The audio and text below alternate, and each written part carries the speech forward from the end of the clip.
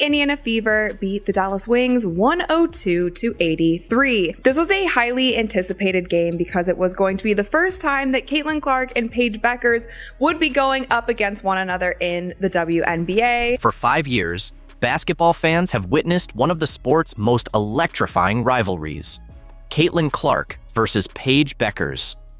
Two high school sensations who took separate roads, Clark to Iowa, Bueckers to UConn. In college, Clark owned the spotlight, especially during the NCAA tournament showdowns. Even with legends like Gino Auriemma doubting her ability to thrive in the WNBA, Clark never flinched. Last night, destiny brought them together again, this time as pros, with the Indiana Fever hosting the Dallas Wings. But what followed wasn't just a matchup. It was Clark rewriting history in a way only she has managed to do, twice.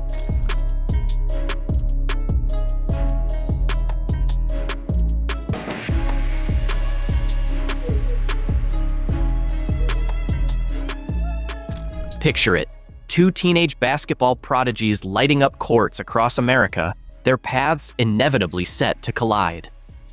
Caitlin Clark and Paige Bueckers first went head-to-head in high school, both elite recruits, both game changers, yet worlds apart in style and swagger.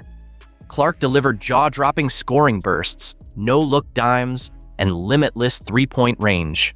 Bueckers answered with graceful precision, a silky mid-range jumper, and court vision that matched, even challenged, Clark's brilliance. I mean, I feel like she's played in the same manner that she, has since she was, whether we were on the U16 team together, U19 team together, whether it's me watching her in AAU, she's always just been smooth. She takes what the game gives her. Her midi has always been as nice as it's been this year. She's just she just plays way older than she is. She's confident, she's smooth, she just does everything at a high level, can score from all three levels. And that's how she's always played. And that's obviously translated really well. Their college journeys couldn't have been more different. Bueckers committed to the storied UConn dynasty under Gino Auriemma, a program stacked with championships and tradition. Clark went a different route, choosing Iowa, a team with heart, hunger, and something to prove. That bold choice sparked unforgettable NCAA tournament clashes that would forever shape their legacies. In March Madness, Clark's Iowa squad shattered Bueckers' UConn dreams. She delivered towering performances when the spotlight was brightest, including a jaw-dropping 41-point display that sent the Huskies packing. Clark won 2 of their 3 showdowns, outshining Bueckers when it counted.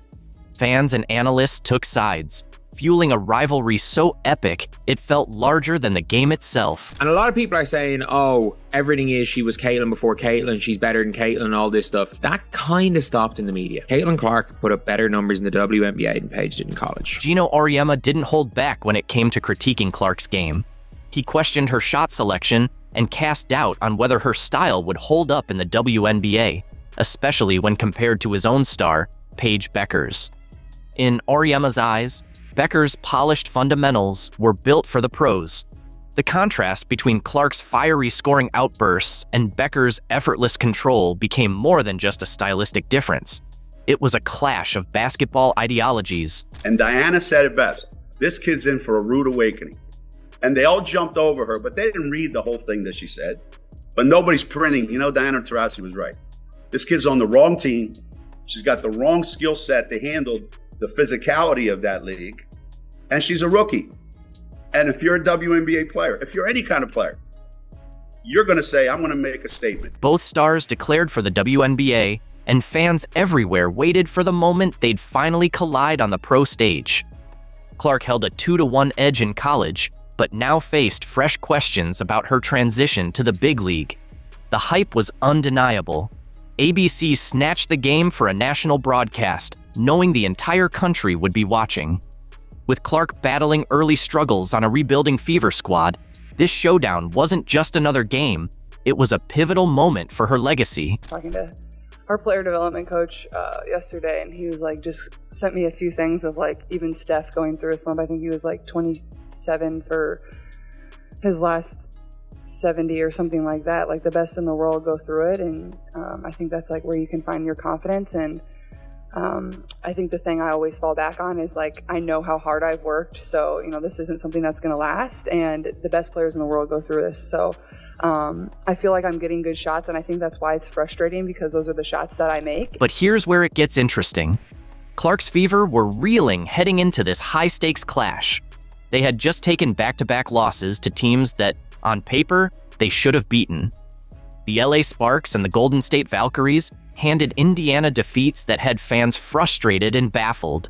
These weren't juggernauts. They were beatable teams the Fever were expected to roll over. I feel like this stretch, this is a big game for us. I think we've struggled in the fact that we're able to play one good game, and then we play a bad game, then we play a good game, then we play a bad game. So I think for us is like, we got to find a way to be able to stack really good games together. And then we go on the road, and we're on a back-to-back, which is just a challenge in itself. No matter who you're playing, we play Connecticut, then we play New York. So I think Steph's message was, yes, All-Stars coming up, that break's coming up, but our focus is on these 3 games that we have left. So in that sense, I do think it's critical that our focus just remains on the game in front of us. And I feel like that's what everybody in the locker room is doing. Behind the scenes, a clash of basketball ideologies was bubbling between Caitlin Clark and coach Stephanie White. Clark thrived in a fast-paced, up-tempo game, one built on transition and quick strikes. White, on the other hand, favored a more methodical half-court approach.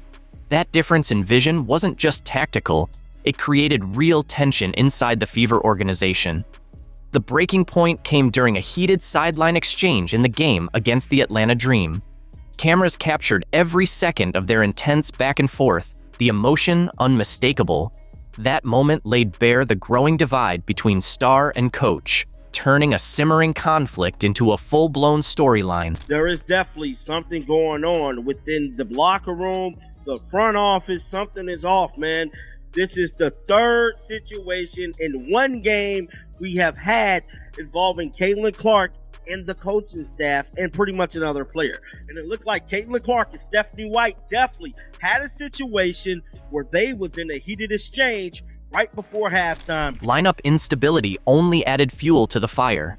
Clark was just coming back from injury, trying to regain her rhythm. Damiris Dantas had rejoined the team after national team duties, further shaking up the rotation. The result? Disrupted chemistry and a team struggling to find its footing. The Fever couldn't lock down a consistent lineup or offensive identity. Roles were still shifting, timing was off, and the offense looked completely disjointed. Game after game, missed shots mounted, turnovers snuffed out any momentum. The fast break brilliance Clark thrives on? Nowhere to be found.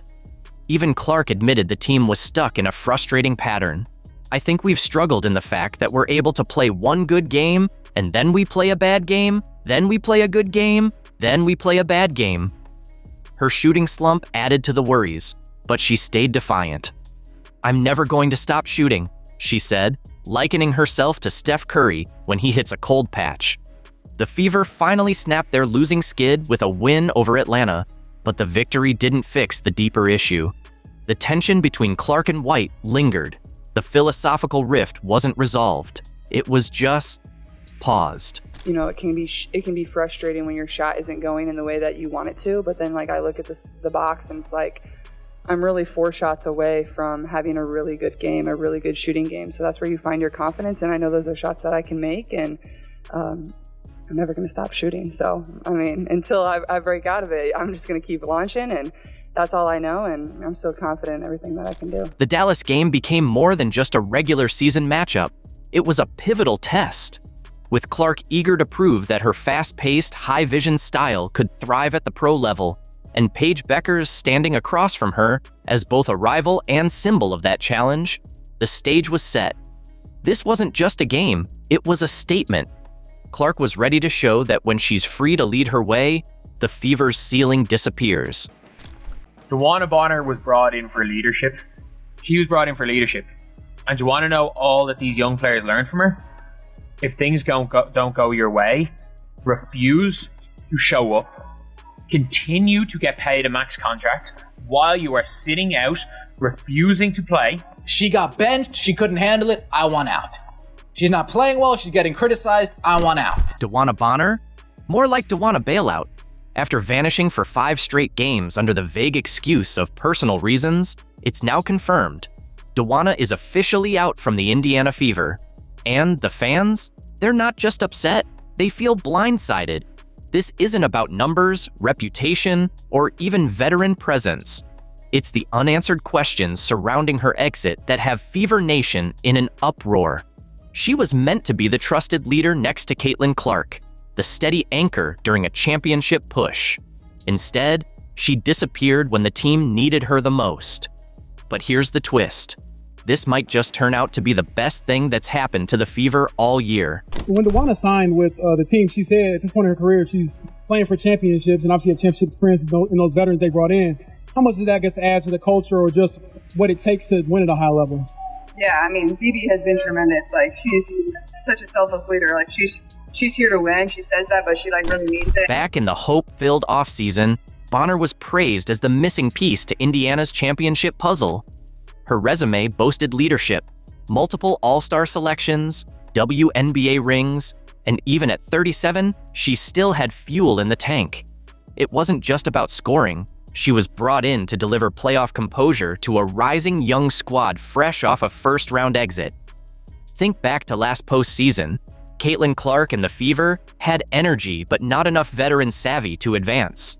That's where Bonner came in, to be the steady veteran presence.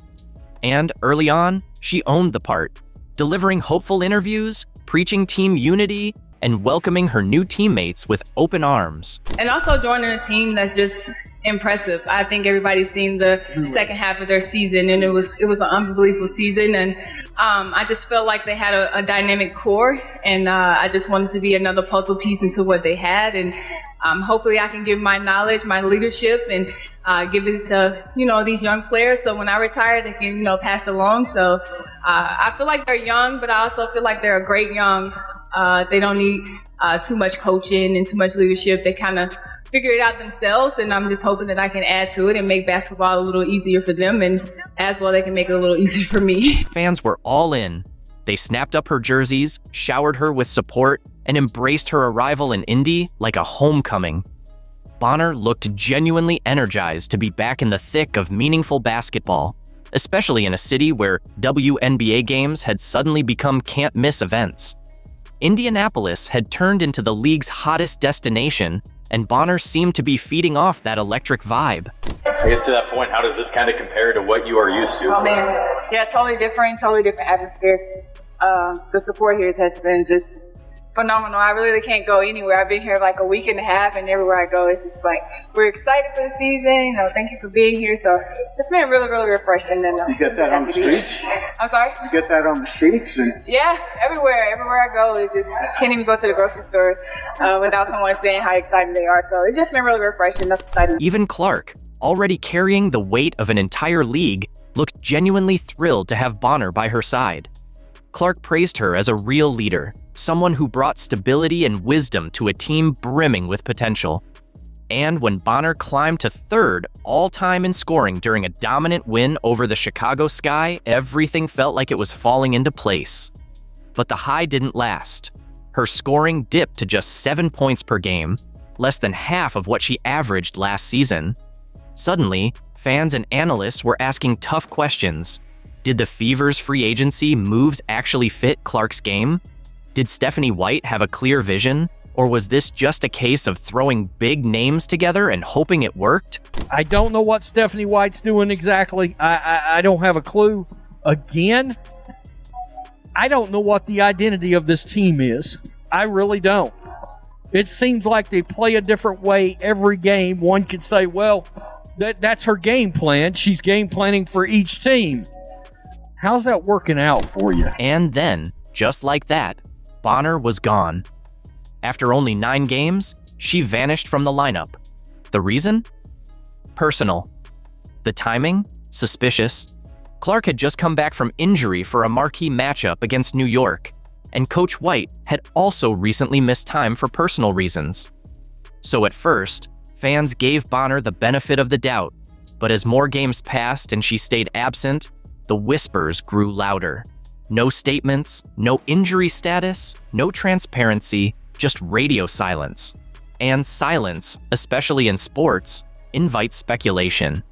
How is she doing? Is there any timeline for her return? Yeah, she's doing well. She's doing well. Again, no timeline. I think it's day to day, and for us to just make sure that we're continuing to be supportive of DB. That's when the whispers exploded into full-on detective mode.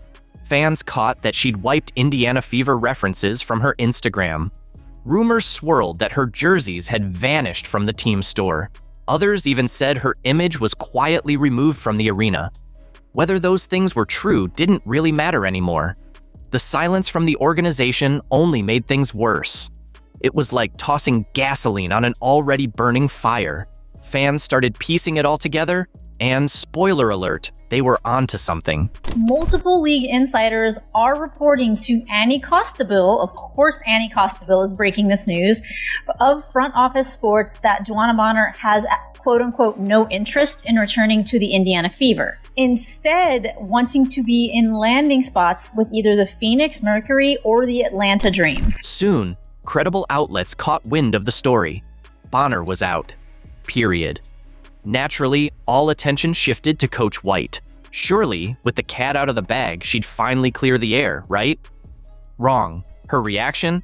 Absolute radio silence. Obviously, there were reports today that DB doesn't intend to return to the team. Just what conversations have you had with her and with the front office about that? Yeah, I had a lot of conversations recently, really been focused on the group that we have right here and what we need to do to position ourselves to win. Same with Bonner's agent. Not a single word. And let's be real, if any of these reports were false, it wouldn't take more than one tweet to shut them down. But the silence? That spoke volumes.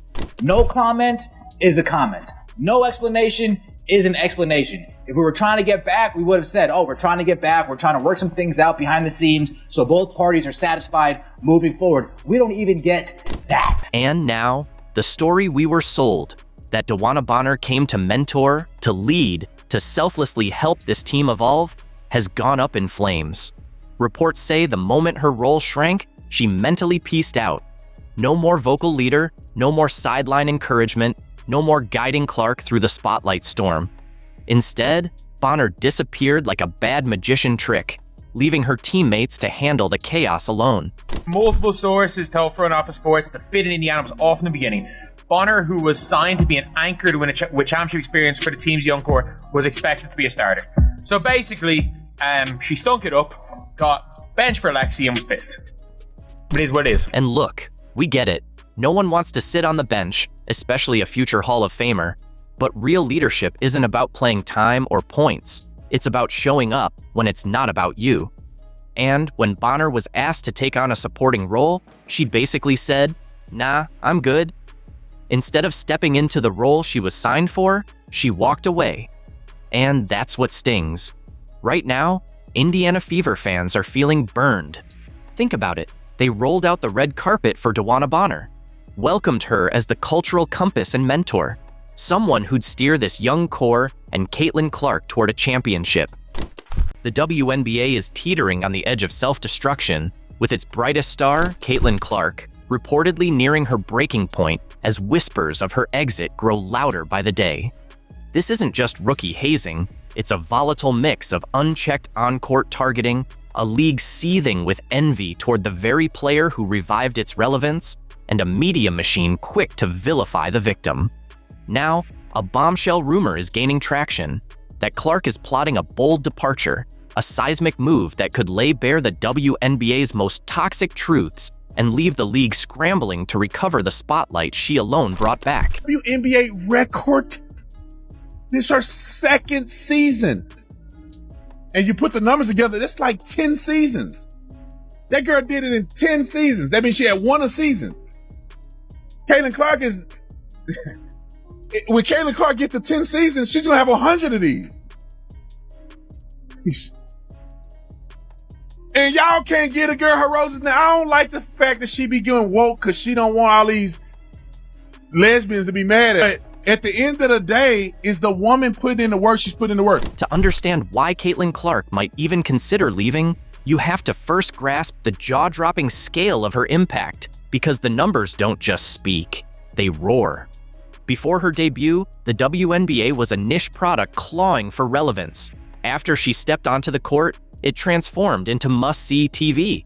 Clark didn't just boost ratings, she sparked a full-blown economic surge, turning half-empty arenas into sold-out spectacles, not just in Indiana, but everywhere she played. Cities scrambled to move games into NBA-sized venues just to handle the crush of fans desperate to witness her in action, making it clear she didn't join the league, she redefined it. This is all going according to plan. This is ideal. Caitlin Clark is holding up her end by being awesome and by being a trash-talking jerk on the court. Love it. Her teammates are holding up their end by having her back. The other players in the league are holding up their end by not liking her. Perfect. Couldn't have written a better script. Caitlin is talking trash to this girl's hard fouling her. Her teammate Sophie Cunningham, who got a black belt in Taekwondo at the age of 6, she's like, I will F you guys up. All of it's great, and Caitlin's a killer. 10 out of 10. Her jersey became the top selling across all sports the moment it dropped, while WNBA viewership on major networks exploded by triple digits. But the most jaw-dropping stat came when Caitlin Clark was briefly sidelined with an injury. League viewership nosedived by a staggering 55%. Let that sink in. One player sits, and more than half the national audience disappears overnight. That's not just star power, that's market domination. Clark wasn't merely part of the league, she was the league, single-handedly driving its economy, filling its arenas, and effectively funding the very players and franchises that now seem to resent her for it. Caitlin Clark is driving the WNBA insane. It's to the point that she may need to step away from the WNBA, have a billionaire come in that has the money to prove a point, and say, Caitlin, I'll pay you $50 million just to see if the WNBA can make it without you. Let's go create a complete different league and expose the hell out of the WNBA just to embarrass this Angel Reese girl that Jameel Hill just said she could go down as a Michael Jordan of WNBA. Despite the millions she brought and the spotlight she reignited, Caitlin Clark's welcome to the WNBA felt less like a red carpet and more like a calculated ambush in a back alley.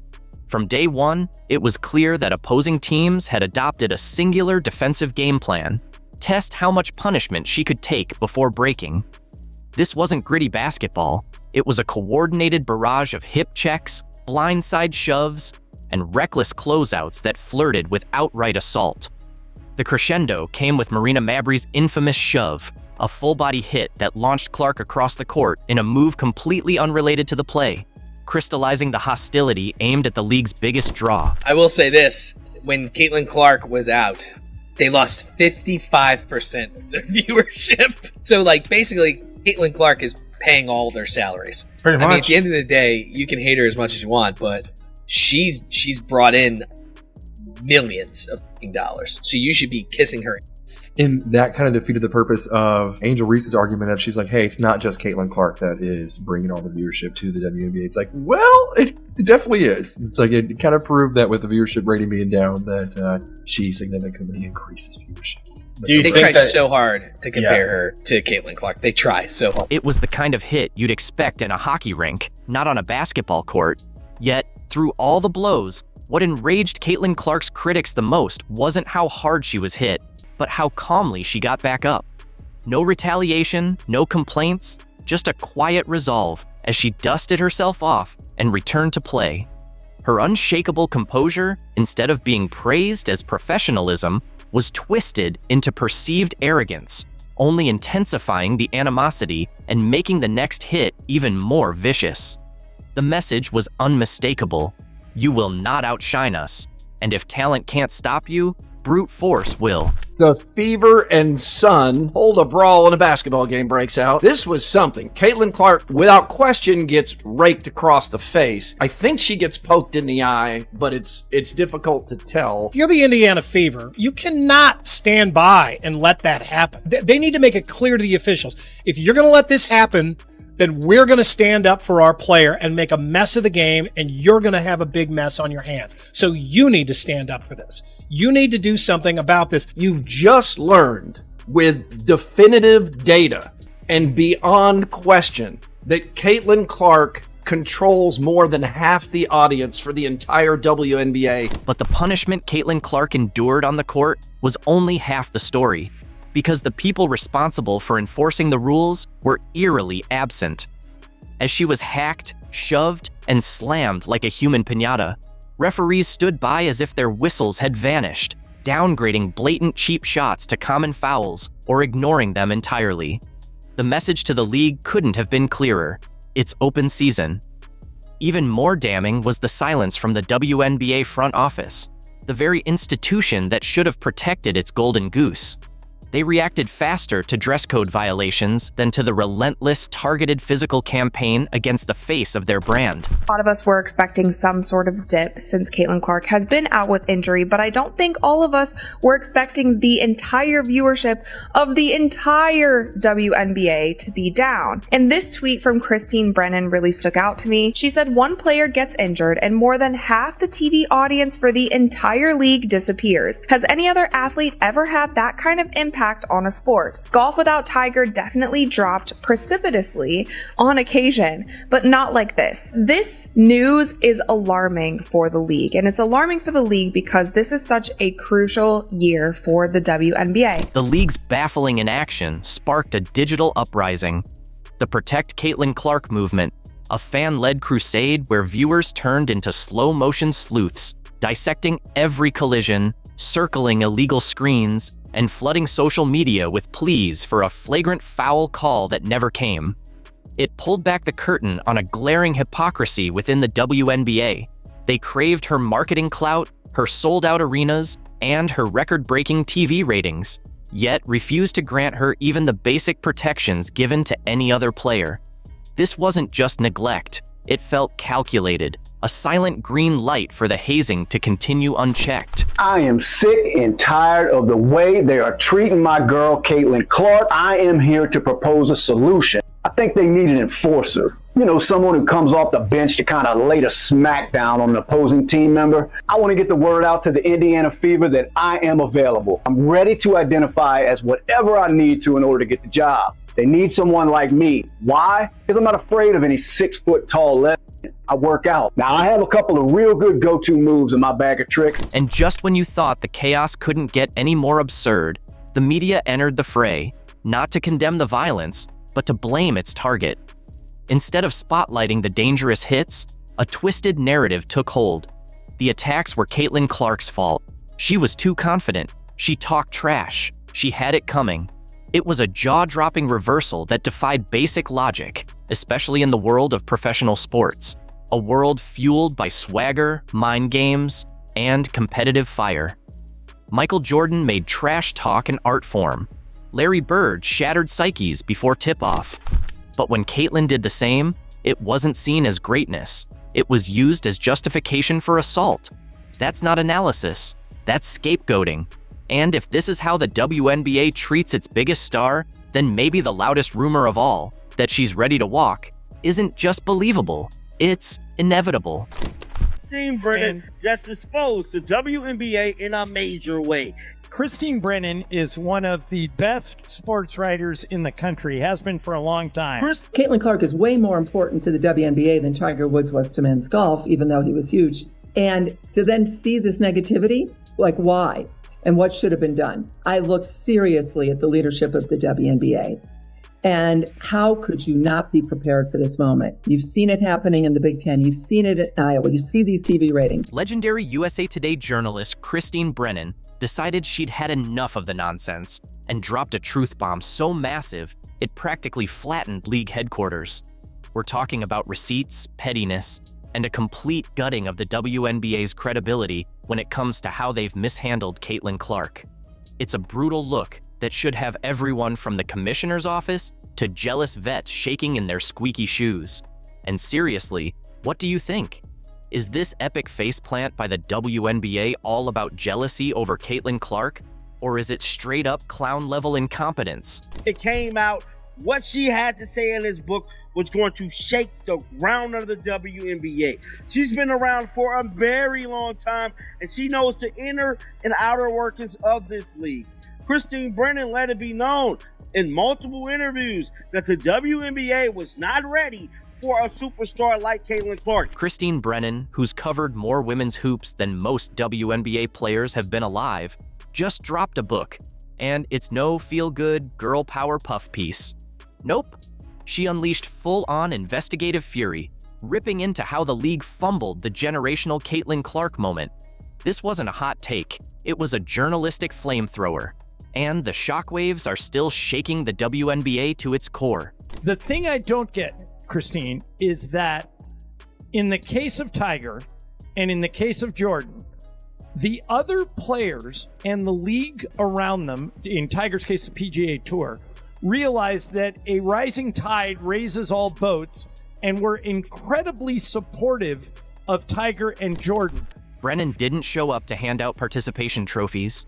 She ripped the curtain clean off, exposing just how clueless, jealous, and downright lazy the WNBA brass were when the biggest star women's basketball has ever seen landed right in their lap. With Caitlin, it seems like, for whatever reason, she's polarizing. Like, she's been hit with more flagrant fouls than any player ever this year. They tried to come at you when you were writing a story and said, don't ask questions about why people don't like Caitlin Clark. But I'm going to ask you, Christine, why is she polarizing in your opinion? Why do people not embrace the phenomenon that is Caitlin Clark? Caitlin Clark isn't just another prospect. She's the game changer who yanked the WNBA from the shadows into the spotlight. And instead of celebrating, the league was chugging acids, miserable over their own unexpected relevance. One of the big points in the book, I deal with all of this and my research and reporting, because I was perplexed as well. I mean, this is the greatest moment ever for the WNBA. Yep. We wish it happened sooner. Of course we wish it happened sooner. There were amazing players who, as you know, both you guys know, were toiling in obscurity.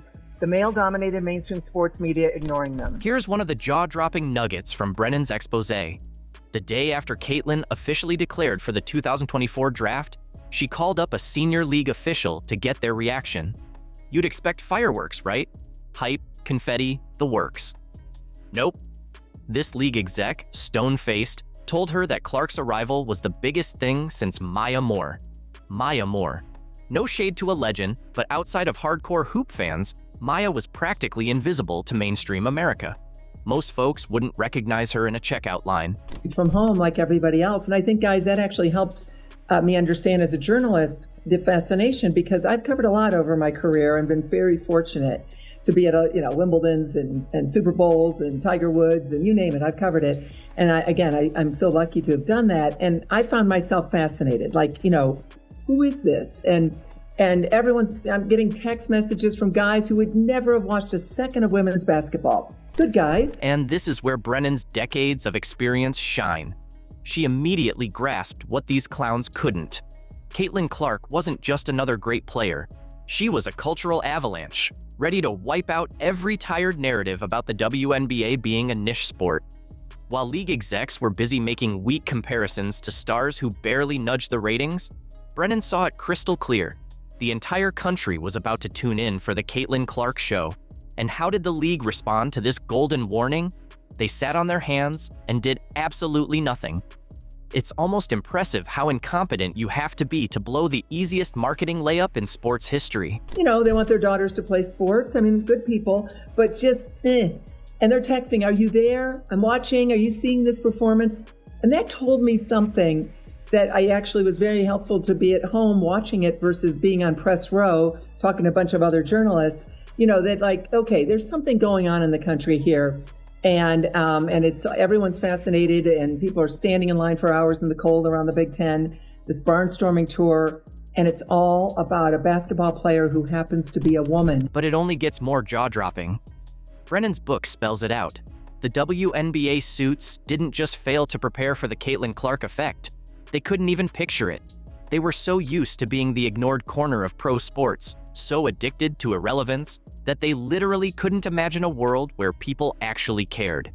It's like running a bakery and being stunned when people come in wanting bread. That's the level of pathetic Brennan exposed. Unauthorized, which is not ominous at all. You want it to be unauthorized because I can tell the truth, unvarnished. Caitlin's quoted throughout the book. She was great answering any question I asked her, but dealing with these important issues. So you've got a 74% black league. We understand this. I mean, I'm white. You know, Ramona, I think you guys are white. Yeah. We have no idea what it's like to be black in America. And it's not like nobody saw this coming. Brennan's reporting makes it painfully clear. Journalists, analysts, even YouTube creators had been tracking Clark since her Iowa days, waving neon signs that she was the real deal. Her fan base was enormous, dialed in, and ready to pack arenas the moment she went pro. But the WNBA front office? They couldn't even be bothered to glance up from their spreadsheets. And I say that. Let's be brutally honest here. Here comes a white woman from Iowa, and she's going to be the biggest superstar. Now, absolutely, there's a spotlight shining on her. Finally, it's shining on all these other players who deserved it for years but never got it. And that's a wonderful turn of events. But instead of focusing on the positives, sadly, the WNBA players, so many of them, not all. Meanwhile, the numbers say it all. In 2023, the Fever's attendance sat around 4,000 per game, basically the size of a sleepy Texas high school gym. Then, Caitlin Clark shows up for a preseason warm-up, and suddenly, fans are lining up outside 2 hours early like it's a Taylor Swift concert. Building security was stunned. They'd never seen anything like it. And an antagonist. And I've argued that the NBA could use a little bit more of hero and villain to popularize the sport again. The WNBA does not need that, because for a lot of America, Caitlin Clark is the hero. And anyone that comes to Caitlin Clark's defense is a hero. And everyone that flagrantly fouls her, speaks poorly of her, acts like she's not great, is the villain, and then vice versa on that. How big of a part of the story is that when you look at the conflict surrounding Caitlin Clark? So how did the WNBA capitalize on this tidal wave of new fans? Did they roll out the red carpet for their generational cash cow? Launch dazzling media blitzes? Of course not. They reacted like grumpy old neighbors, visibly irritated that all these new eyeballs were finally tuning in. It's as if they liked being the little pond and couldn't handle suddenly becoming the ocean. Absolutely unreal. I thought we started really well. I thought we were competitive. I thought we played with energy in the first 5 minutes. And then, you know, when they kind of went on their first run, it kind of deflated us a little bit, which I'm not really sure why. But the offense, I think, you know, for us, like, it starts on defense. And we, you know, struggled, you know, scouting report-wise. We struggled personnel. We struggled to do what the coaches asked of us. And then, you know, overall, like, we just played with more energy and effort, and, you know, those are the things that just can't happen. After a humiliating 80-61 loss to the expansion Valkyries, marking their second defeat by the newcomers, Fever coach Stephanie White threw her entire team under the bus, just as Caitlin Clark returned from injury and fans packed Gainbridge Fieldhouse with high hopes. Fresh off stunning wins against Aja Wilson's Aces and Nafisa Collier's Lynx, the Fever crumbled, and White's puzzling in-game calls only deepened the shock. But instead of owning the collapse, White deflected blame post-game, sparking one burning question.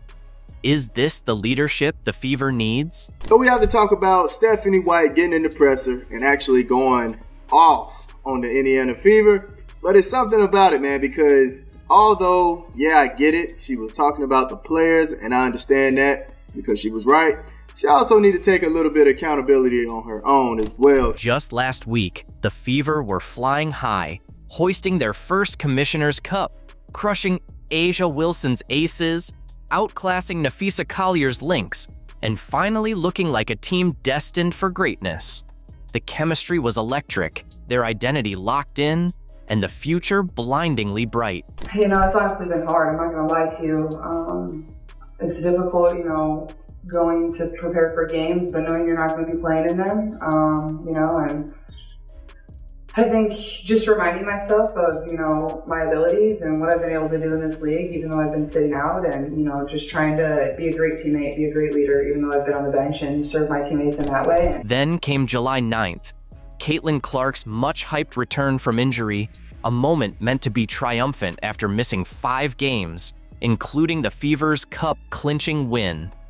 Hype soared, the crowd at Gainbridge Fieldhouse was electric, and fans braced for fireworks.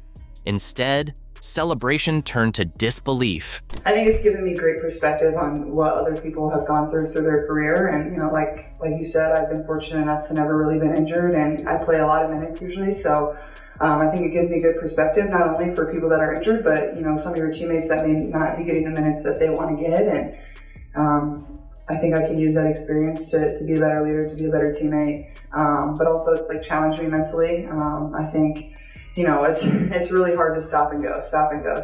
And especially when you're not feeling your best. So just trying to get my body as healthy as I can be and remain confident in myself, and then do everything I can once I step back out on the court to help us win. Instead, fans witnessed a nightmare, an 80-61 beatdown by the expansion Valkyries, who played like seasoned pros while the Fever unraveled on their own floor. What should have been a triumphant homecoming turned into a painful repeat, with Caitlin Clark's return falling flat as the team shot a dismal 31% and hit just 6 of 27 from deep. The crisp, confident offense that fueled their recent title vanished, replaced by sluggish ball movement and broken rhythm. Bentley lays that one in. Look at the attack, how quickly up the floor. And Clark hits a three. The Fever managed just 19 points across the second and fourth quarters, 19, and surrendered 10 offensive rebounds in the second half, allowing the Valkyries endless second chances. What began as a celebration spiraled into a collapse, the energy in Gainbridge Fieldhouse draining with every missed shot and defensive breakdown. Fans watched in disbelief as their team unraveled, and even Caitlin Clark admitted, "We started really well. And then when they went on their first run, it kind of deflated us," which I'm not really sure why. It's every single person on our team, and, nobody played well today. And, you should look yourself in the mirror and find ways where you can get better, and come back to practice tomorrow and then play again on Friday. This wasn't just a bad night. It was a complete system failure that revealed deeper issues. The same team riding a winning streak days earlier suddenly looked lost, like they'd forgotten how to play. But the real blow came after the final buzzer, when the finger pointing started. And I think collectively we didn't do a good job at taking away the stuff that their team likes to do and making them do things they don't want to do. We didn't do a good job of that. We also gave up some timely offensive rebounds that they do a great job of kicking it out, getting open looks, getting open threes late in the game. I think it really just comes down to effort and us not locking in mentally and following the scouting report. Here's where it gets frustrating. Stephanie White benched Lexi Hull, one of the team's most reliable defenders and three-point shooters. Hull had started most of the season and complemented Clark perfectly with her spacing and defense.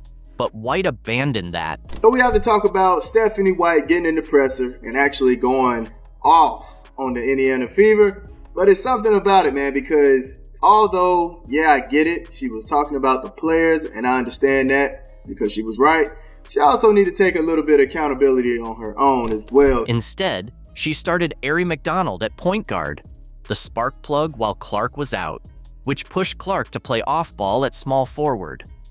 How do you not let a generational talent play her natural position? Clark is a point guard. That's where she creates magic and controls the game. White took that away from her. What did you like about Caitlin and Ari starting the game together and Lexi coming off the bench? Yeah, I like the ability to have two primary ball handlers on the floor, particularly with a team that comes aggressively, in the two-man game. Being able to play off of one another, being able to give the opponent some different looks, and quite frankly, for C specifically, not having to have her play under duress 94 feet the entire time she's on the floor. So there were some things that we liked about it. There are some things that we don't. So we'll continue to work with that. The offense stalled almost right away. Clark couldn't find her rhythm, and everything looked clunky. She needed the ball to create, but Coach Stephanie White had her running around setting screens. Their styles just didn't fit. One analyst even said it looked like they hadn't practiced this lineup at all. Look, she can give her different looks. It could turn into something beautiful. I'm excited to see both of them on the floor together because they can create shots for one another. But it didn't happen today. So you should have made the adjustments once the offense looked so stagnant, looked so lost, discoordinated. You should have went ahead and changed that. Hull was key to the team's success. Her spacing, shooting, and defense made everything click. But when White benched her, the team lost its identity. The Valkyries pounced as the Fever's new lineup struggled. Ball movement vanished, the offense turned predictable, and players forced tough shots. Everything that once worked was gone. So what happened? The Fever? Slow it down! They get into the beautiful motion offense we've all been in love with since the start of the season. Oh, pass, screen away. Oh, what a thing of beauty. Pass, screen away. Oh my goodness. Did you see how Kelsey Mitchell just set that screen? Mwah! Magnificent. And the Valkyrie, Natalie Nakase, and the crew, they said, oh, now's our time to strike. So over the remainder of the first quarter, the whole entire second quarter, after being up 20-11 with 3 minutes and 30 seconds to go, the Golden State Valkyrie proceed to go on a 30-12 run for the next 13 minutes. Worse, White limited Clark's minutes just when the team needed her most. It was her first game back from injury, the offense was struggling, and the crowd was restless. But White kept her sidelined. Every time Clark sat, the momentum vanished. The stagnant offense hurt most.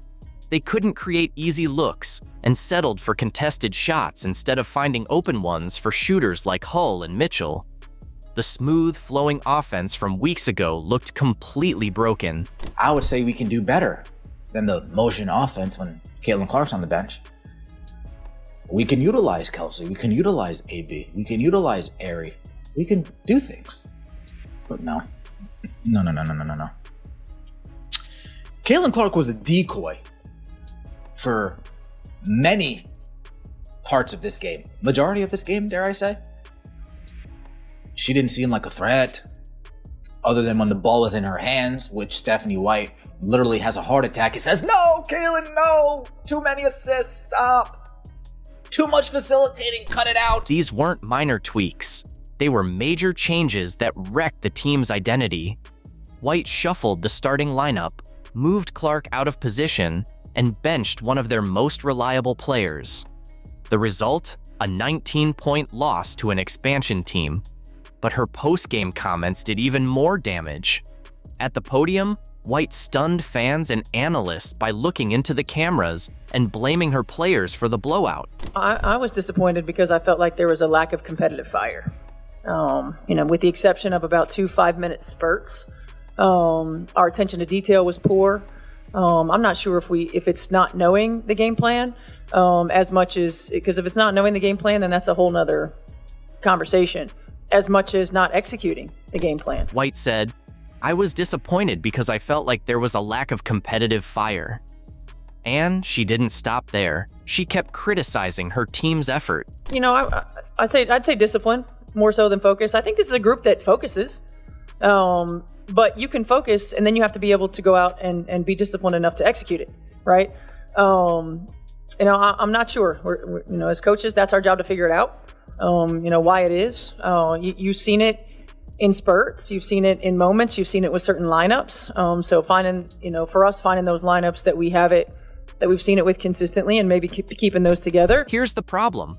White took no responsibility for her own decisions. No mention of benching Hull, no explanation for the failed McDonald experiment. She acted like her coaching had nothing to do with the loss, blaming everyone but herself. It doesn't take much. There's other ways. But to give up your defensive presence just to mitigate that? Come on, man.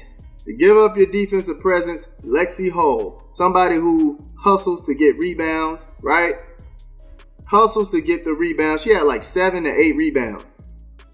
7 to 8 rebounds, man. We're going to look at the stats. but she was hustling. Meanwhile, Clark took ownership in her interview. She acknowledged the offensive struggles and said, "I thought we started really well. But the offense, I think for us, like it starts on defense. And we struggled, scouting report-wise.